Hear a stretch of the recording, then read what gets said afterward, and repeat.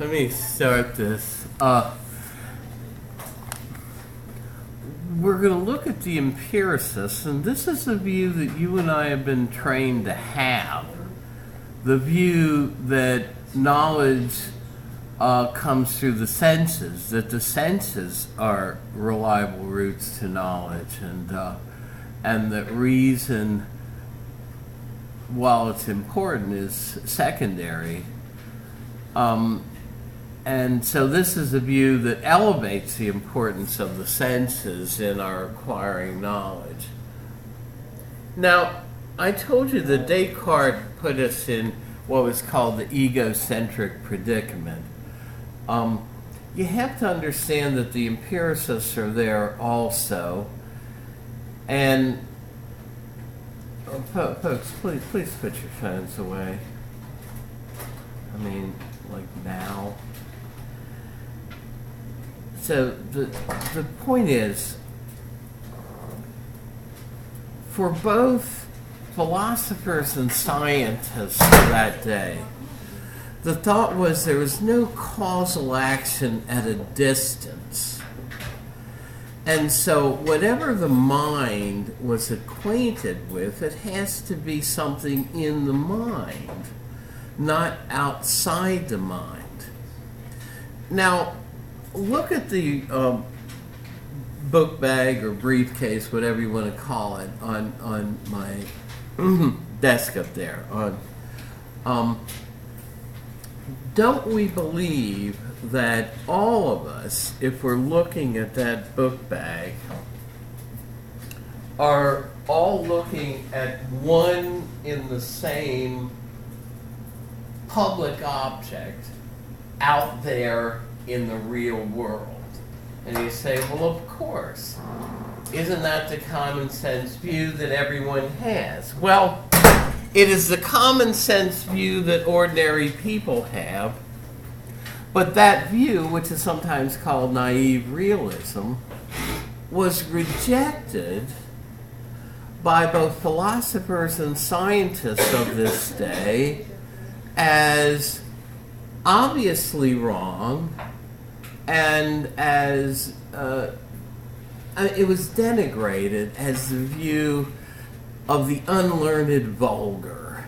Vulgar not being like vulgar in language, but the ordinary person. In other words, an educated person knows that the mind is only acquainted with things inside itself, not directly with an object in the external world. This was thought to be the right view scientifically and philosophically. And it was this view that led Descartes to speculate that maybe he didn't have any body at all.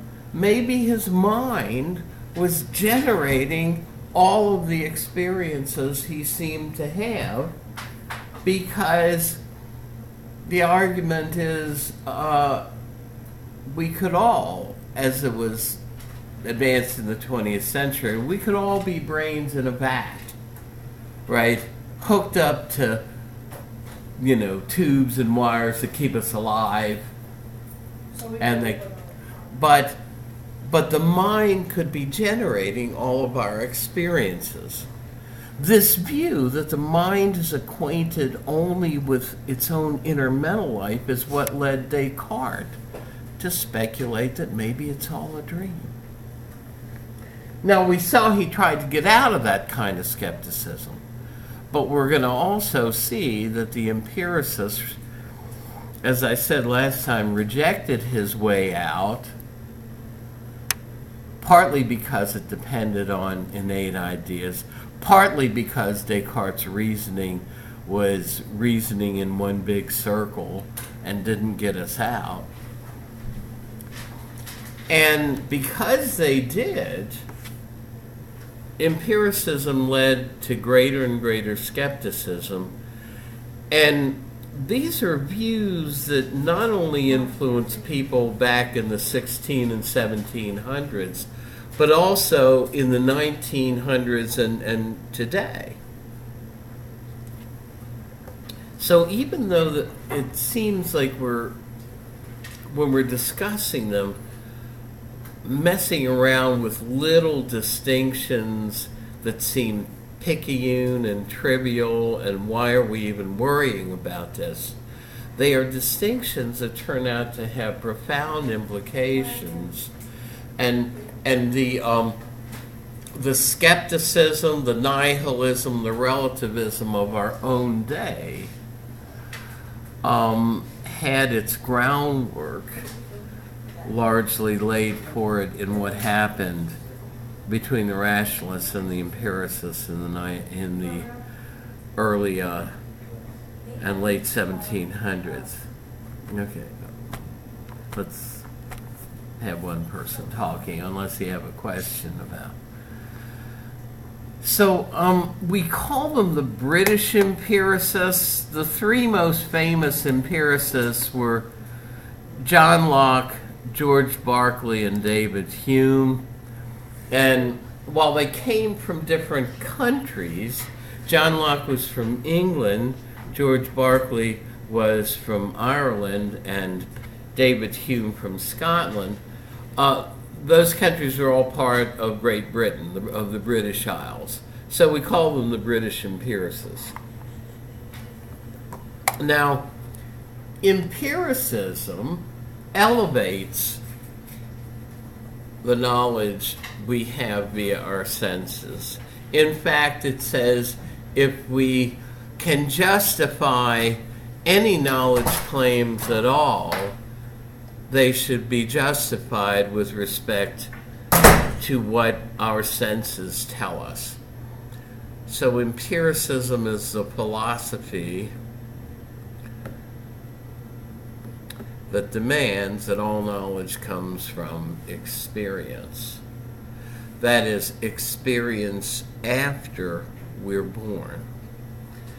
So, another definition, again, these are not pages in your text.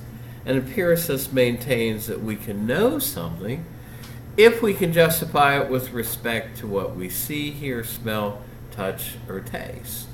And this is a view that you and I have been exposed to in any science class we ever took, and even before that.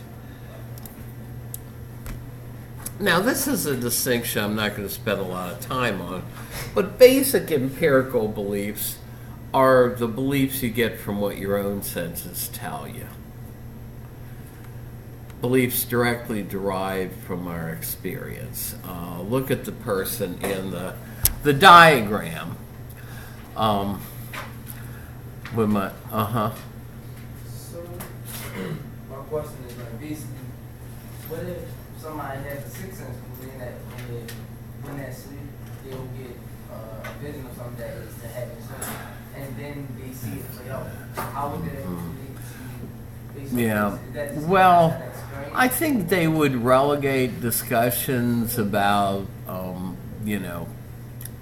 clairvoyance or to either the religious area, or they would have marginalized those discussions. I think they would not have treated them with much seriousness. If someone claimed to have had a premonition, say, and there were people who claimed to have had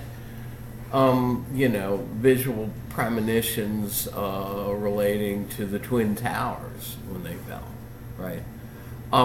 That kind of gets off the track onto something entirely different, but it's an interesting question to raise. But here we're just talking about our normal everyday experiences of the world, or even our experiences as a trained scientific observer. So basic beliefs then that are empirical or derived directly from what we experience. Like the person in this little graphic is a telephone service person. I remember back in the 70s when this was not as common as it was today.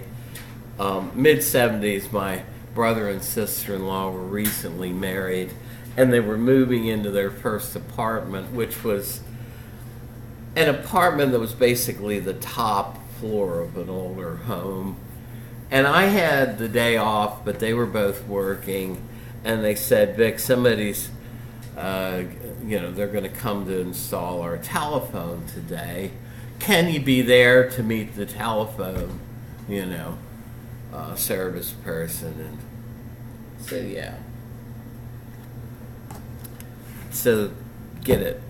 Ring on the door, open it up, and there's this very attractive young woman, 20 something, with the whole garb, the belt, the uniform, the identifying marks, right? And that was the telephone. That was what the telephone man looked like. It wasn't a telephone man. And I'll tell you what, it needed to be hooked up outside at the pole, and she had those little things on her feet. She needed right up that pole, hooked it up, came in, did what she needed to do. They had a working telephone.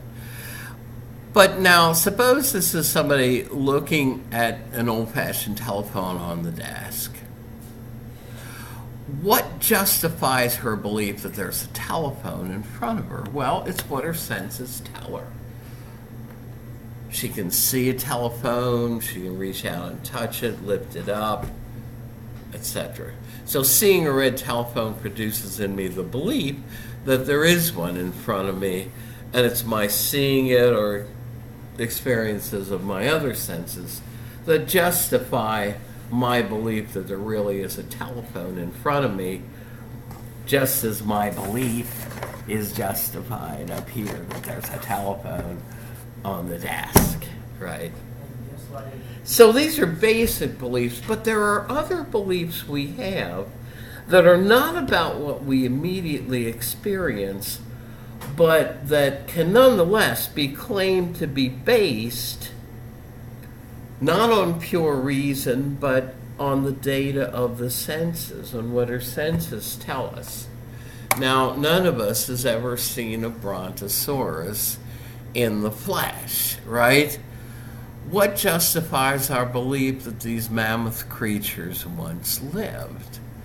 Well, it's that we can infer from things like dinosaur footprints and fossilized bones, that these mammoth creatures once walked the earth. So our belief that there were once brontosauruses is still empirically based, but it's an inferential empirical belief, inferred from the evidence that we get from things like fossils and footprints, right? So I'm not going to spend a lot of time dwelling on that belief, because there are more important things to emphasize in the views of the empiricism. But I said, you and I have been trained to be empiricists in every science class we've ever taken. It's a very attractive view on knowledge, and it seems that it's very reliable, right?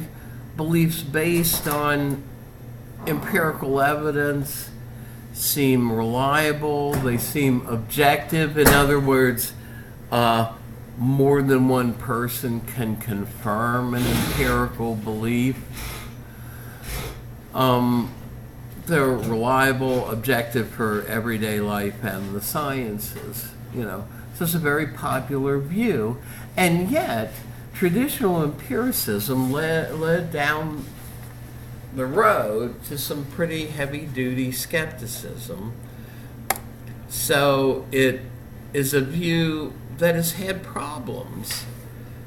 And these problems especially centered around issues with perception, and they stem from that view I was talking about at the beginning of the period, the views that arise from the assumption that we are in the egocentric predicament, that what the mind is immediately acquainted with is something inside itself, never anything directly on the outside. Yeah.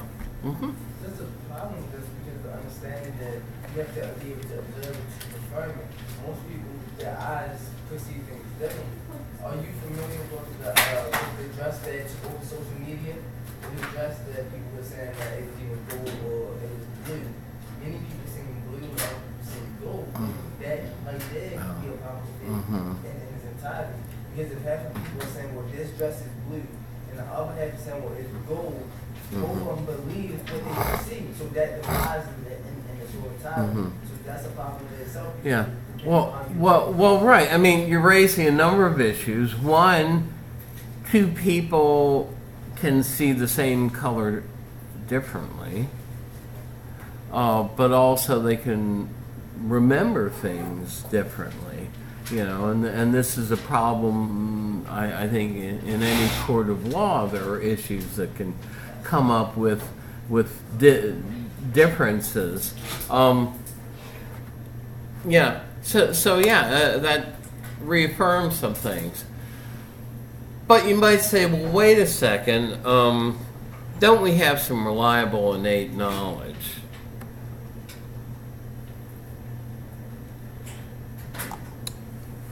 For the empiricist, there is no innate knowledge.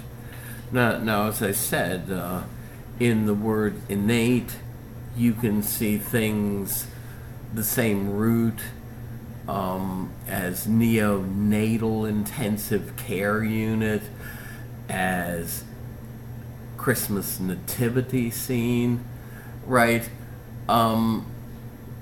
So the innate has to do with birth, and so innate knowledge, innate ideas is supposedly knowledge we have from birth. And we saw that Plato and Socrates argued that we had knowledge from birth because of our experiences in a prior life, whereas we saw that Christian rationalists like Descartes argue that God put this knowledge into us. What color do you say?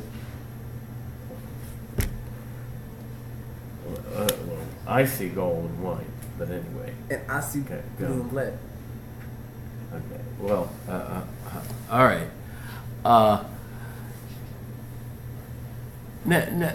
No, it's exactly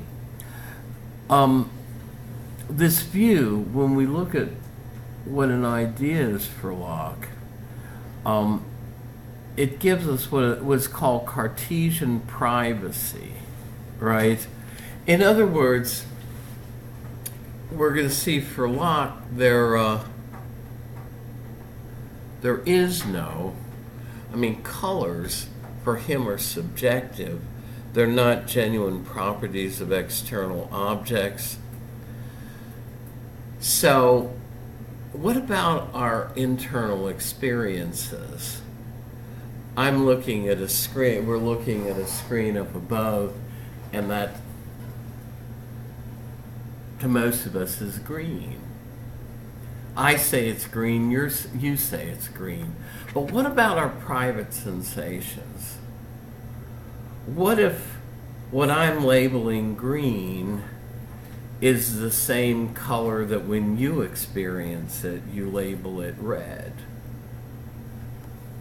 You know, yeah, you're raising some issues. So at any rate, for John Locke, it isn't just that John Locke said, I don't think there are any innate ideas. I'm going to deny that we have them.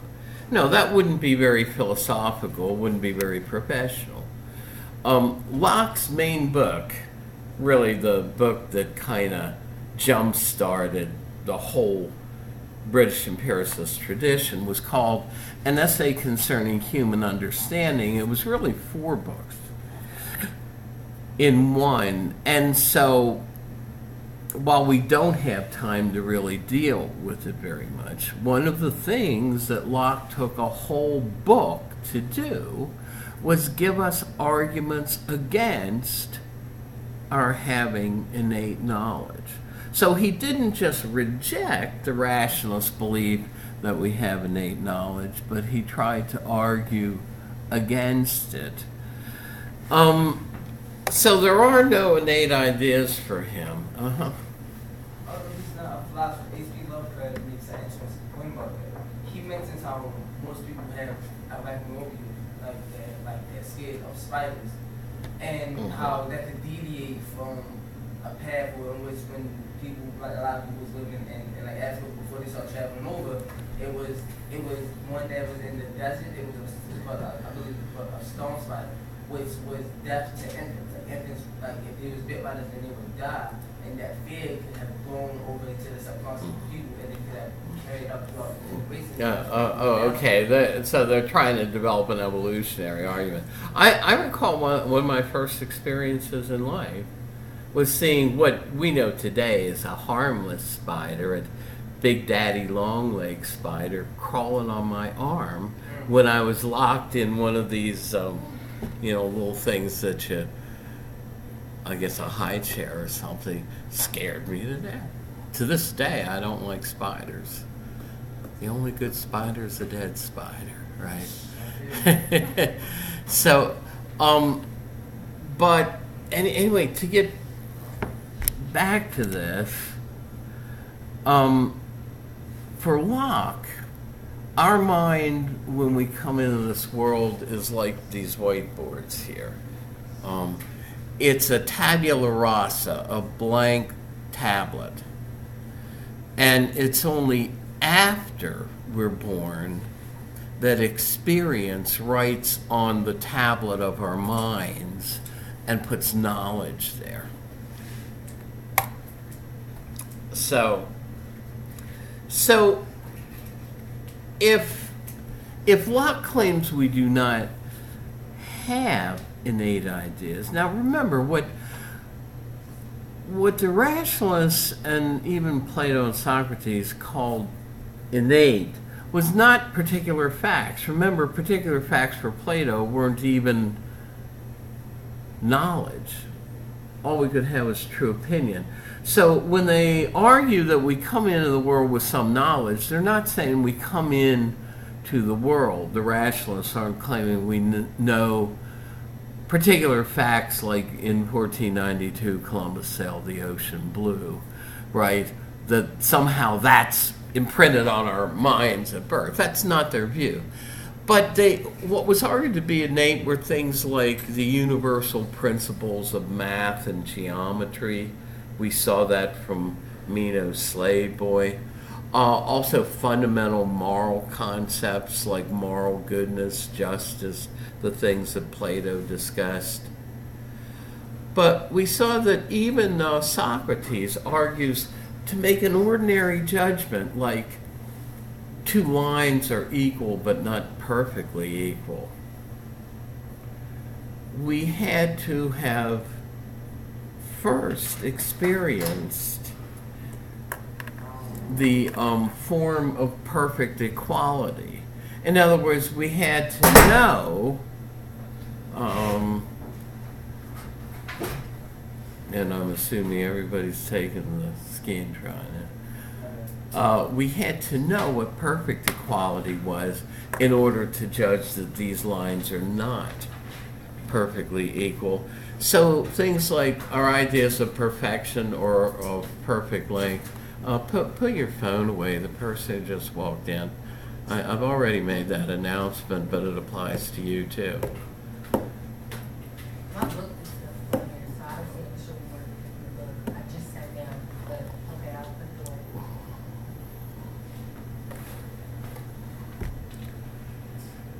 away. All right. So what Socrates was trying to say is that our idea of things like perfect length or perfection in general is innate.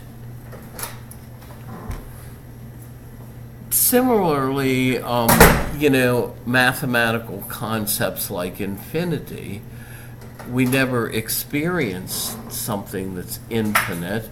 So how can that come from the senses? Okay, just leave that there, please. The thought was that we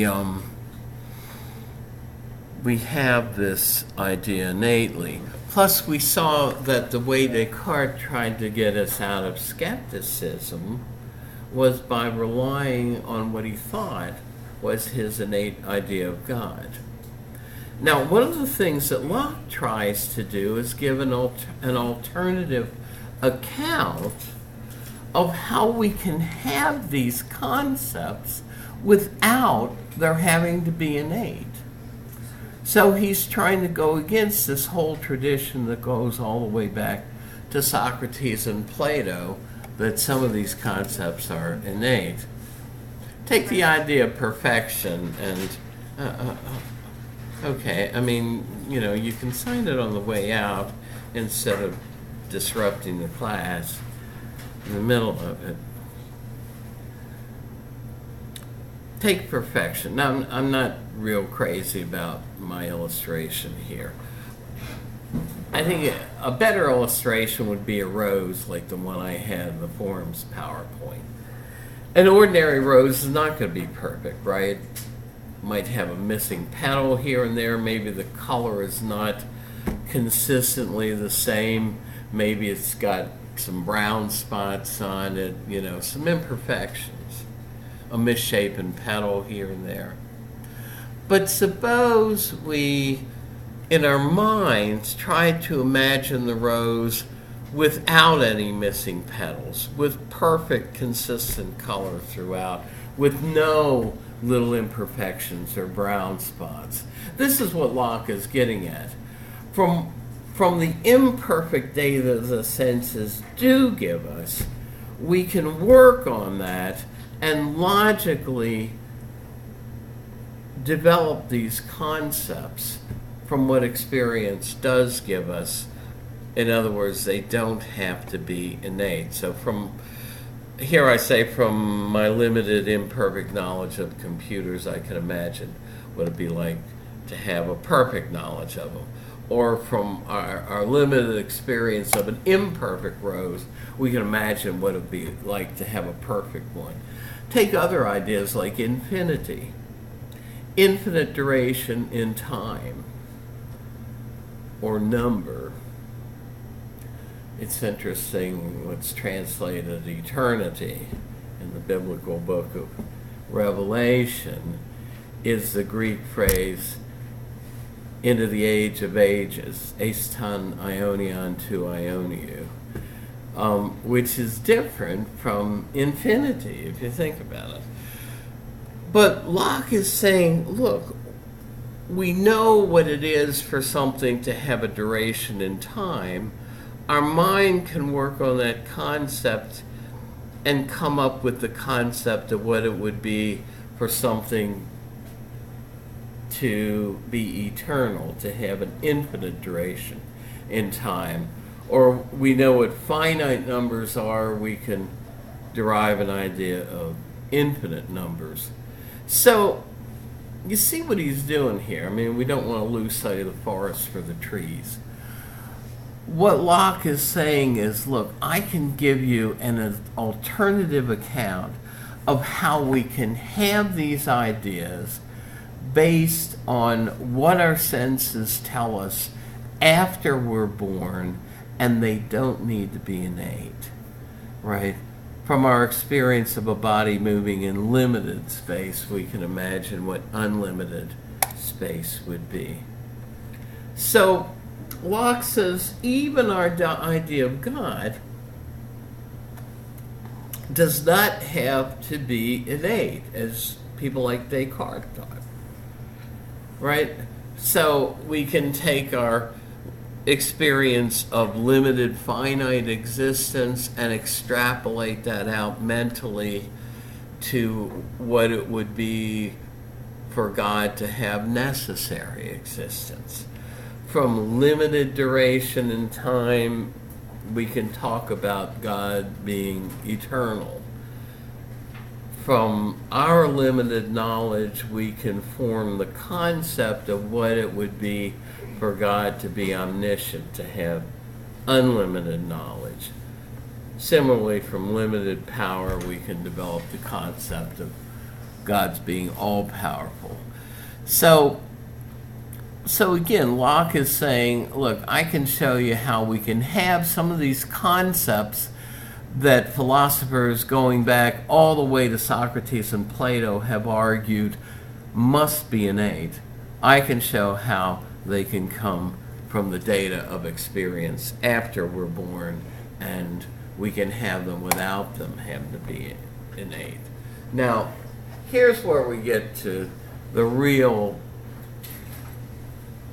where the rubber meets the road, so to speak, in empiricism. Now, we saw in Descartes' use of doubt, his hypothetical, his radical doubt or hyperbolic doubt, that he was using doubt in a way that was technical and specifically designed for the purpose he was trying to doubt. In other words, it was not an ordinary doubt that Descartes was talking about.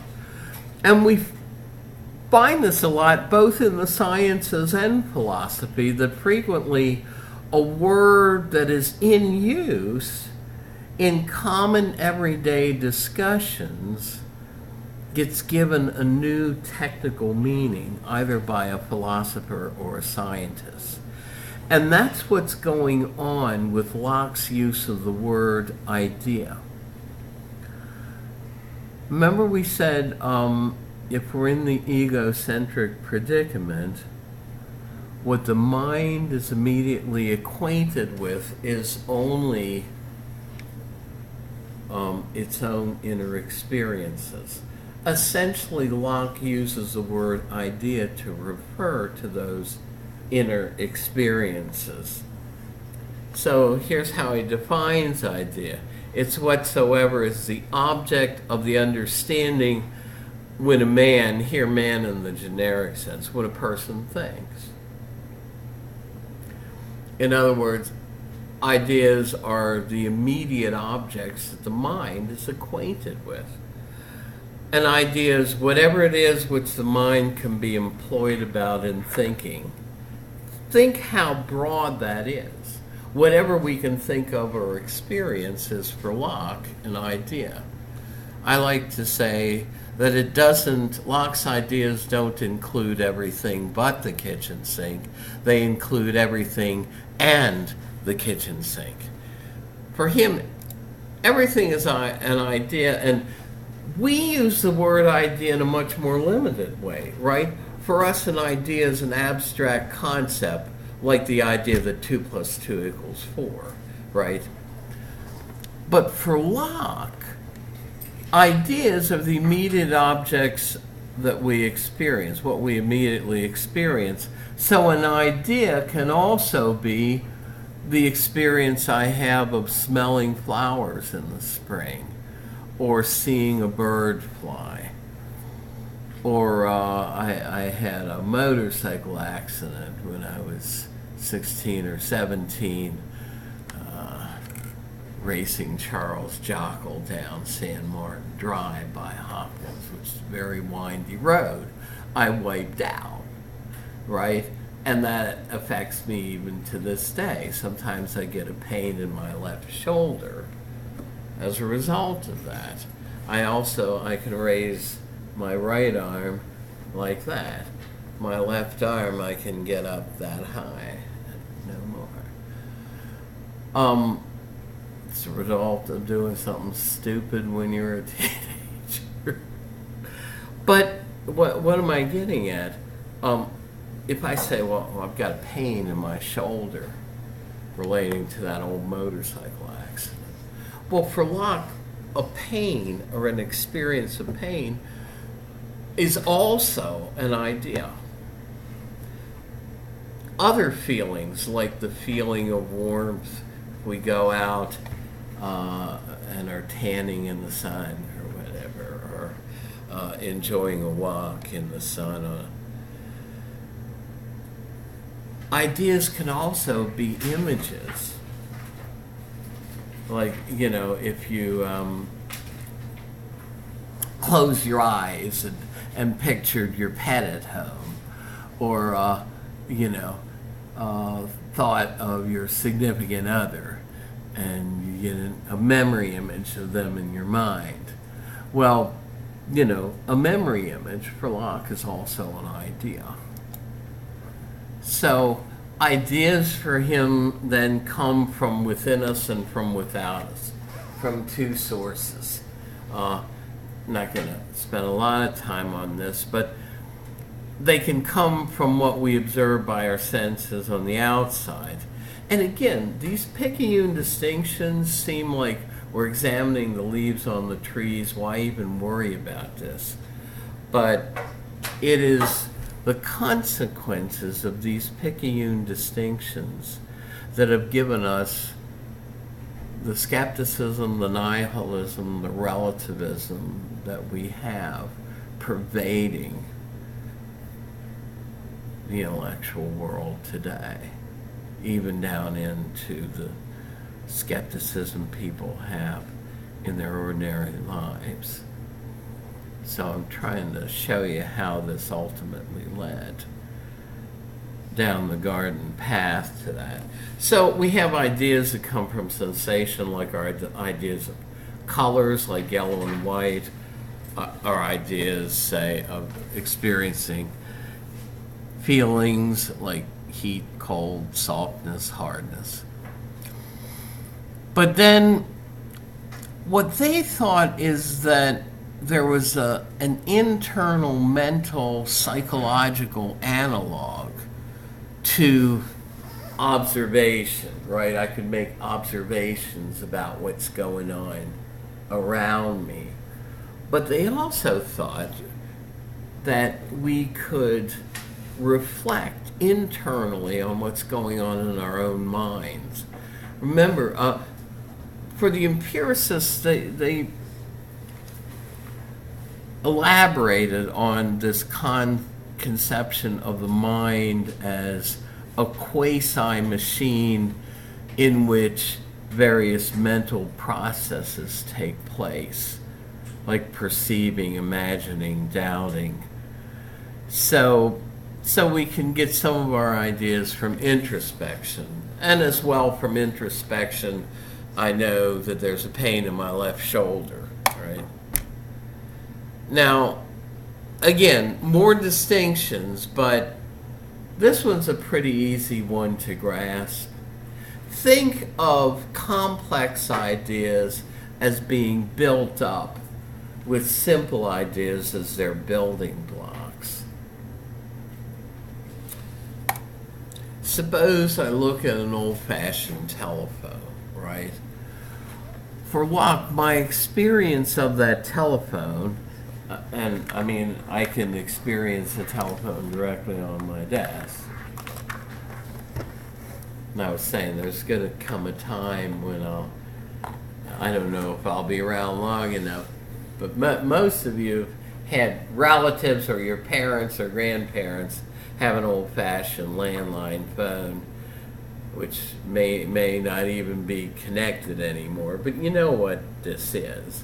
But there will come a time when I flash a slide like this and talk about the telephone, and somebody would raise their hand and say, "Telephone? I don't see any telephone there." You know. But you still know what one. So, in other words, my experience, my idea of the telephone sitting in front of me on the desk, that is not the way. That's part of why we only have 16 to 19% of the people walking across here after 4 or 5 years to get a degree. Good luck. You know, I'm a firm believer. You know, one thing that has always impacted me was a story I heard when I was a kid in Sunday school about the prodigal son. The prodigal son had to reach a point where he reached rock bottom in order to finally change his ways. And some people, you can't tell them anything. Some people have to crash and burn on their own before they realize that what they're doing is not a very positive way to have a successful life. Anyway, let me finish up this. I've got a complex idea of the telephone, but what it is built up out of are the simple ideas of the telephone's various qualities, right? The telephone has a red color. It has a particular shape. If I touch it, it's cool and hard to the touch. I can look at it or feel it and get an idea of the size of the telephone. I can lift it up like I lift up the one on my desk and feel its weight. And if it rang and it had a ring, I could hear the sound. So a complex idea of an item like a telephone is built up out of simple ideas with the telephone's various properties. Now, what are our ideas of? Well, our ideas are of two different kinds, at least the ones we get from sensation, of, properties. What Locke calls primary properties, and we'll see that they're things that are the kinds of things Descartes thought were the essential properties of a material thing. Extension in space, motion. For Locke, hardness is a primary property. Usually we discern them with more than one sense. And we're going to see that Locke argues that these properties are really in objects as they are out there in the real world. But then he talks of secondary properties. And here we get a distinction that sets these people apart from the ordinary people of their day. Locke knew about things like the atomic theory, and he knew that the motion and the shape of atoms and molecules could produce in us feelings of heat and cold. We could get perceptions of color and all. So he says the secondary properties are caused in us by the primary properties, but they are subjective. They're not really in things as they are in the external world. They are created by and dependent on our mind. And they're usually things that depend on only one sense. They include things like colors, tastes, smells, feelings of heat and cold, and sounds. And this was part of the point you were making earlier. My dad was colorblind. Not in the racial sense that people use metaphorically, but literally in the sense that he could not see colors. When he took photographs, he always used black and white film, partly because he couldn't see the colors and partly because it was easier to develop. This worked against us growing up. Since my dad was the principal breadwinner, if we had a TV, it was one he provided. My parents did not have, and back then in like the 60s and 70s, most people had black and white television sets. It was a big deal to get a color TV back then. Nowadays, you couldn't buy a set that was only black and white unless you did it at somebody's flea market. So my dad only bought black and white sets. My parents didn't have a color set until my brother and sister-in-law got married and bought them one for Christmas one year.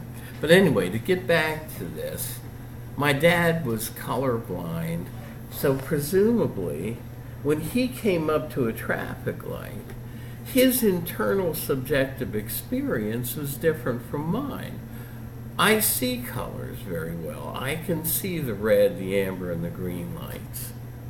How could he tell whether the light was red or green? Well, how do people tell? Well, People stop. pardon? If people cross are going and if people next to you are stopping. Well, that's part. But you can actually tell it from the light, even though he couldn't tell what the color was. Yeah, they're always in a right. Amber's always in the middle, and what is it? Red's up top and green at the bottom. So he could tell which light was lit, and know whether it was red or green. But presumably our subjective experiences were different when we rolled up to a traffic light, and this is the kind of thing that Locke's getting at. And here's the test, and I'm going to go to this slide and end it because this is where I ended it with the 10 o'clock class. I used to have, my brother and I used to go out and sled, and we had these really cheap mittens that would get wet and your hands would get cold. And I remember coming in washing up for dinner, and we had two separate spigots, and the cold was the closest, but my hands were so cold that the cold water felt warm to the touch. And this is what Locke's getting at here. Suppose the middle pan has lukewarm water in it, barely room temperature. One has hot water, not so hot you can't put your hand in it, but definitely hot, like hot bath water. The other one would be like, cold water with maybe some ice cubes in it. So you put your right hand in the hot water, your left hand in the cold water, leave them there. Then you take the right hand that's in the hot water and put it in the middle pan. How is the water in the middle pan going to feel? You've just taken your hand out of hot water. Is it going to feel very cool to the touch? It'll feel cold. But what about the other hand? You take that out of the ice water and you put it in the middle pan, and the middle pan feels hot. Well, the same water can't have two opposite properties. In other words, it feels hot to one hand, cold to the other. How do you get out of the contradiction of saying that the same water has two absolutely opposite properties? It's hot and cold at the same time. Well, the way you get out of the contradiction is to concede the point that Locke wants you to agree to, that heat and cold are not properties of the water. They're subjective and in us. So I'll leave it there.